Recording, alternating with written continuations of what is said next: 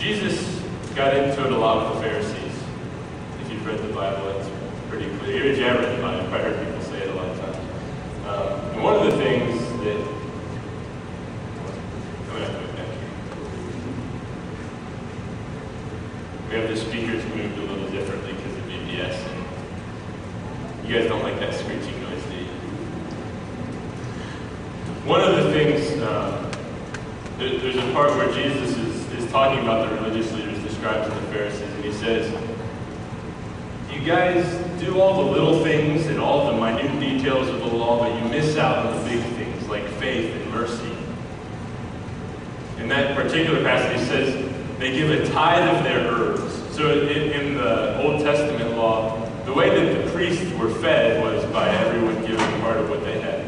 And so he's saying the Pharisees would go and they'd clip their herbs and make sure they gave exactly 10% of every herb that they had, their dill and their oregano. But they would forget about justice and mercy and faith.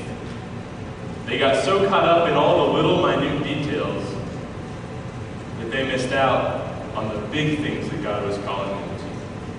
And the biggest thing of all was they're there in the time of Jesus, following all the laws they can imagine, and they miss that God is right there in their presence. They were so caught up in doing the stuff of the law, the stuff of church, that they missed God right there. They missed Jesus. And I think that all of us get caught up in stuff and forget why we do things, forget why we're here. In church, we get caught up in doing all this stuff that church has to do, and we forget Jesus. And I want to talk a little bit about that this morning. It's sort of like you plan a lavish European vacation. You book 5-star hotels. You hit all the really, high-scale dining places in Paris and whatever other, fancy cuisine places there are in Europe. But you forget your passport and your plane tickets. It doesn't do you a lot of good. You get so caught up in the details that you miss getting there.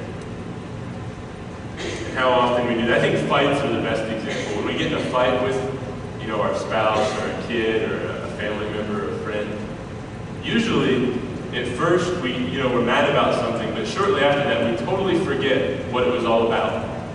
And we just keep fighting. We just keep doing the stuff, but forget the whole purpose. Even if we shouldn't be doing that in the first place, I think it's a good example of when we just totally lose sight of why we're doing what we're doing and we're just doing it. And you guys have all been in situations like that. But we do that also, in our jobs.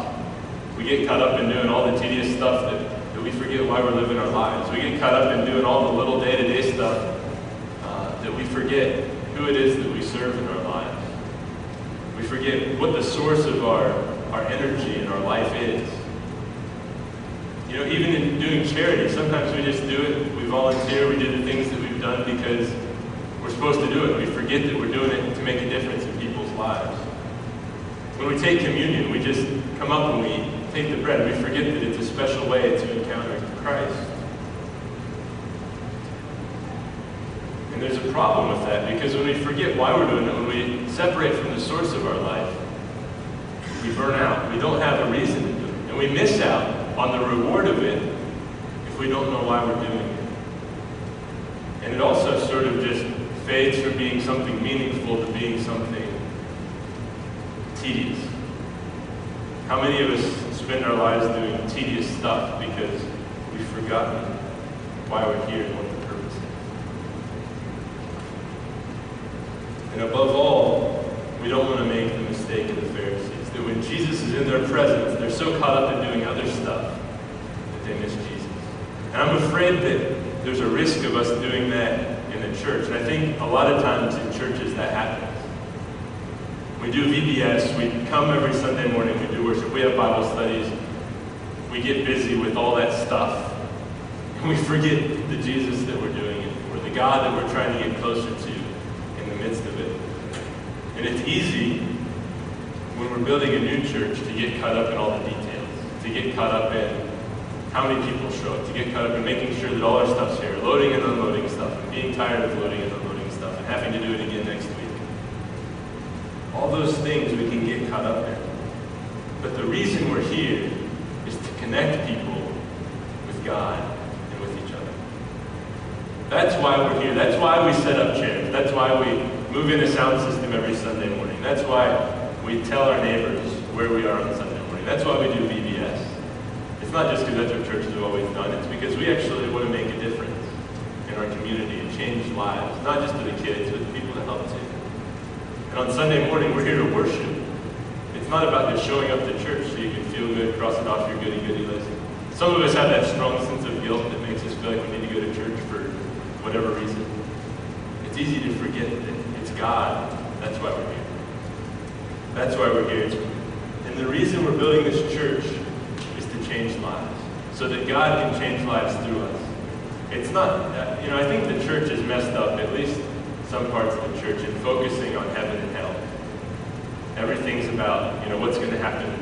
I don't know, I went to this church when I was a kid. I think in every sermon the question was, if you died today, do you know what? And it's sort of this fear of what happens at the end. But the question we should be asking is, if we go home today and everything's fine, do we know what's going to happen? Do we know that we're going to be following and serving God? Do we know where He's calling us in our lives? Do we know that He can be with us and enliven our lives, all the things that we do, from the little mundane house chores to the relationships we have, to our families, to our church? It's not a question about heaven or hell, it's a question about right now. Jesus didn't really talk that much about heaven and hell.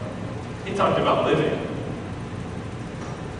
And that's what we want to, we have a message to tell people that their lives can be changed right now, that there's something they can have right now that makes the stuff they do meaningful.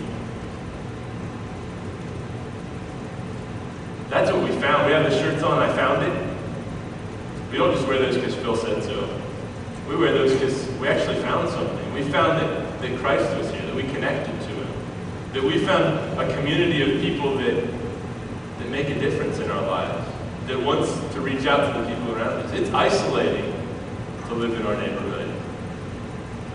Our neighbors don't talk to each other. Maybe you talk to your neighbors. Most people in our neighborhood don't talk to their neighbors. Maybe they know their neighbor's name, but that's about it. Certainly don't have a lot of friends. It's isolating. People just, nobody has lived here a long time. Nobody knows a lot of people.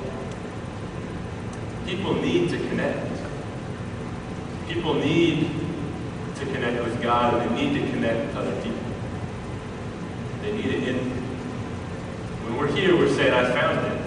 But we need to keep saying, I found it when we go outside. We can't get caught up in just doing church and forget that we're here because God did something in our lives, and we want more people to experience that. We don't just want to fill these chairs for the sake of having another church. We want to fill the chairs with people who've been touched by God because of what we're doing, because of what He's doing in us, most important. We don't want to make the mistake of the Pharisees. We can do all the little things. You can read your Bible and pray, and put your card away at the grocery store, and come to church every Sunday. But if you forget why you're doing it, if you get caught up in the little stuff and miss out on the big stuff, if you can live your life as a Christian and miss Jesus, it's no good. And we don't want to do that here. That's why we're here. To find Him and help others find Him. And I hope that as we take this next step into weekly worship, things will get busier. We'll get tired of doing little stuff more because we have to do it every week. But if we keep in mind the purpose, it brings meaning to it. It brings energy to it. And the same thing's true in our lives and our families.